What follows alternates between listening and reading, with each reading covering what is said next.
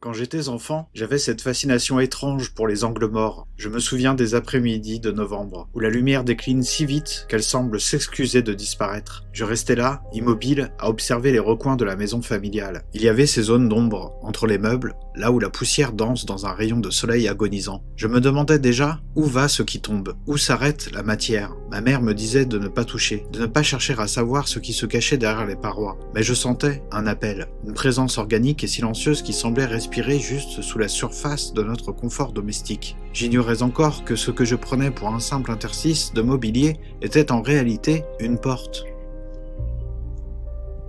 Le quotidien est une illusion de solidité. Nous marchons sur des sols que nous croyons denses. Nous nous asseyons sur des structures que nous pensons finies. Et pourtant, il suffit d'un glissement, une pièce de monnaie qui s'échappe de votre poche et qui, au lieu de heurter le sol, s'enfonce dans la faille. Regardez votre canapé, ce n'est pas un meuble, c'est un portail. Entre l'assise et le dossier se trouve une zone de non-droit, un espace liminal par excellence, où la géométrie d'Euclide vient mourir dans un silence de polyester.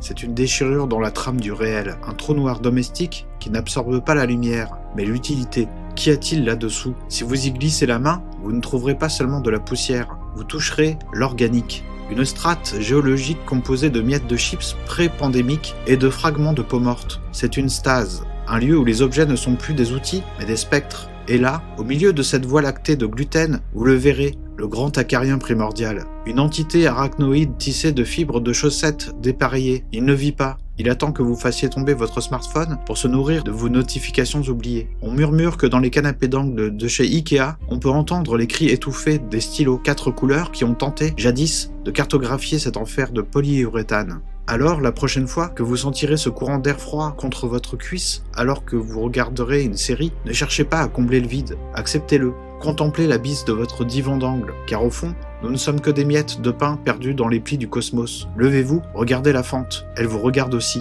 Restez étrange, et s'il vous plaît, ne cherchez plus ce briquet, il appartient désormais aux étoiles.